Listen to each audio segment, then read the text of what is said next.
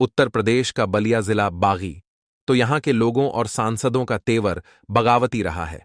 इस बार के चुनाव में भाजपा उम्मीदवार नीरज शेखर और समाजवादी पार्टी के उम्मीदवार सनातन पांडे को चुनाव जीतने के लिए जातीय समीकरणों के अलावा अपनी अपनी पार्टियों के भीतर घाती नेताओं से भी पार पाना होगा। टिकट मिलने के बाद जब नीरज शेखर ने चुनाव प्रचार शुरू किया था, तो बलिया जिले के प्रमुख ब्राह्मण भाजपा नेताओं में से केवल नागेंद्र पांडे ही उनके साथ दिखाई दे रहे थे, जबकि सरकार में मंत्री रहे आनंद स्वरूप शुक्ला नदारद थे। बाद में हो हल्ला होने पर वह भी यदाकदा चुनाव प्रचार में दिख रहे हैं। शुरू में पूर्व मंत्री उपेंद्र तिवारी के नाराज होने की भी खबर आई। खबर थी कि वह खुद ही लोकसभा का चुनाव लड़ना चाहते थे, पर पार्टी ने टिकट नहीं दिया। उनके सपा में जाने की भी खबरें आई थीं, पर उपेंद्र तिवारी ने इन खबरों का खुद ही खंडन किया। पर अब वह कितने मन से चुनाव प्रचार में लगे हैं, यह तो नीरज शेखर को मिलने वाले भूमिहार मतों से ही तय होगा। नीरज शेखर यह चुनाव जीतने के लिए 2014 में उन्हें चुनाव हराने वाले भाजपा के पूर्व सांसद भरत सिंह के आवास पर भी गए थे और भरत सिंह ने उन्हें समर्थन का आश्वासन भी दिया है। नीरज शेखर ने वर्तमान सांसद वीरेंद्र मस्त से भी मुलाकात कर उनका आशीर्वाद लिया। क्षत्रिय मतदाता लगभग पूरी तरह नीरज शेखर के पक्ष में है, परंतु ब्राह्मण मतदाताओं के रूख को लेकर अभी संशय है। भूमिहार मतों की यदि बात करें तो राजीव राय अभी हावी दिख रहे हैं। यादव और मुस्लिम मतदाता पूरी तरह से सपा के साथ है, परंतु ब्राह्मण और भूमिहार भाजपा के ही कोर वोटर रहे हैं। यदि यह दोनों वोट बैंक जातिवाद के चक्कर में सपा के साथ चले गए तो नीरज शेखर को कमल खिलाने में काफी मुश्किल होगी। वैसे नीरज शेखर के पक्ष में बलिया के विधायक और मंत्री दयाशंकर सिंह, बैरिया के पूर्व विधायक रहे सुरेंद्र सिंह पूरी तरह से मैदान में लगे हुए हैं। पार्टी को अपने कार्यकर्ताओं के अलावा प्रधानमंत्री नरेंद्र मोदी के करिश्मे से भी पूरी उम्मीद है। उधर सपा ने फिर एक बार 2019 के चुनाव में प्रत्याशी रहे सनातन पांडे पर ही दांव खेला है। बलिया समाजवाद की मजबूत जमीन रही है।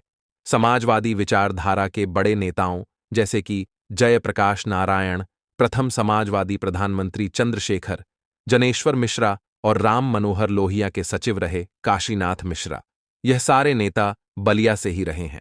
सनातन पांडे के चुनाव प्रचार से भी सपा नेता और पूर्व मंत्री नारद राय और अंबिका चौधरी की दूरी देखी गई, परंतु मीडिया में मामला उछलने पर यह दोनों भी अब सनातन पांडे का प्रचार करते हुए दिख रहे हैं।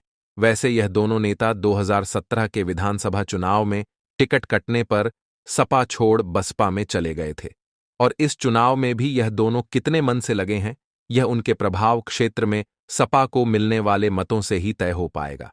फिलहाल सपा के पक्ष से फेफना के विधायक संग्राम सिंह यादव, बैरिया के विधायक जयप्रकाश अंचल, मोहम्मदाबाद के विधायक मन्नू अंसारी पूरी तरह से लगे हैं।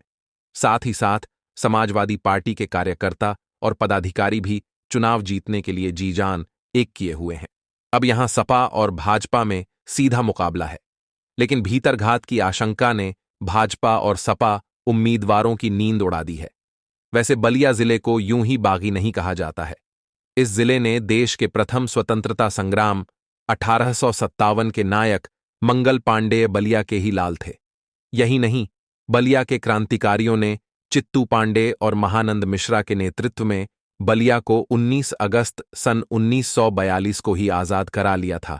समग्र क्रांति का नेतृत्व भी बलिया की माटी के जयप्रकाश नारायण ने किया, तो धारा के उलट राजनीति करने वाले चंद्रशेखर भी बलिया के ही लाल थे।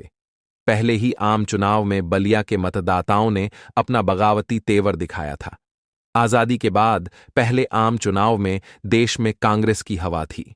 उस समय बलिया के लोगों के दिलों पर राज करने वाले मुरली बाबू को जब कांग्रेस ने टिकट नहीं दिया, तो वह बगावत कर निर्दलीय उम्मीदवार के रूप में चुनाव लड़े। कांग्रेस ने पंडित मदन मोहन मालवीय के बेटे गोविंद मालवीय को मैदान में उतारा, पर मतदाताओं ने उन्हें खारिज कर मुरली बाबू को संसद में पहुंचाया था। 1957 से लेकर 1971 तक यह सीट कांग्रेस के पास रही। युवा तुर्क चंद्रशेखर 1977 में पहली बार सांसद चुने गए, तो सिर्फ 1984 को छोड़कर जीवन पर्यंत 8 बार बलिया का प्रतिनिधित्व करते रहे। चंद्रशेखर के निधन के बाद भी यहां के मतदाताओं का बागी तेवर ही हावी रहा।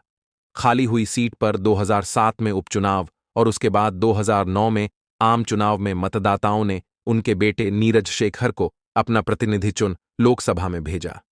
नीरज शेखर तब समाजवादी पार्टी में थे। 2014 के चुनाव में बीएचयू में छात्र जीवन से ही तेवर दिखाने वाले भरत सिंह पर मतदाताओं ने भरोसा कर पहली बार कमल खिला दिया। वर्तमान सांसद वीरेंद्र मस्त भी अपने बगावती तेवरों के लिए जाने जाते हैं। इस सीट से बीएसपी को अपना परचम लहराने का मौका अब तक नहीं मिल सका है, जबकि भाजपा और सपा उम्मीदवार 2-2 बार चुने गए। वैसे इस बागी जिले के मतदाताओं ने इस बार किस पार्टी का साथ दिया है, यह तो 4 जून की मतगणना से ही तय हो पाएगा। तो ये था हमारा आज का वीडियो। यदि अच्छा लगा हो तो वीडियो को लाइक करें और चैनल को सब्सक्राइब करें।